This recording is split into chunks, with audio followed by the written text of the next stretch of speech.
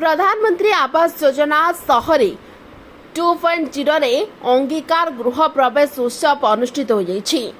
अपराह्न सद्भावना सभागृह ठारे पुरी पौरपालिका पक्षरु प्रदत्त कार्यादेश आधार निर्माण कर प्रधानमंत्री आवास योजना शहरी माध्यम 10 जन हिताधिकारी गृह प्रवेश पाई चाबिकाठी हस्तांतर कराइतिला। कार्यक्रम में मुख्य अतिथि भाव पुरी विधायक सुनील कुमार महांती जोगदे निजर घरटीए समस्तंकर स्वप्न थाए एथिरे सरकार सहयोग करुछन्ते। तेणु प्रधानमंत्री आवास योजना शहरी रे कार्यादेश पाउथबा हिताधिकारी माने निष्ठा और परिश्रम सह एहाकु निर्धारित समय मध्य पूर्णांग करबाकू आह्वान देथिले।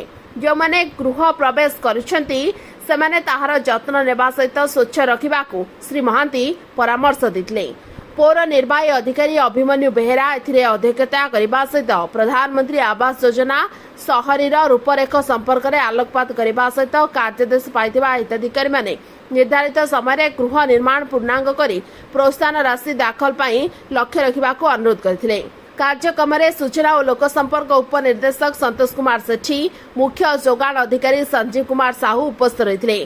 गोष्ठी संगठक रेशमा महांती कार्यक्रम परिचालना करथिले।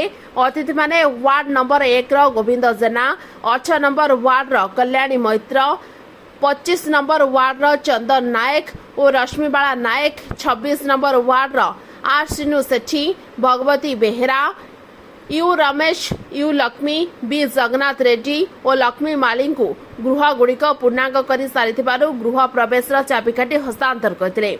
शेष में सावित्री बेहेरा धन्यवाद अर्पण करते। Puri Sudhanshu Karang report OT live. अधिक खबर देखा ओटी लाइव को सब्सक्राइब करूँ और खबर को अधिक शेयर करूँ।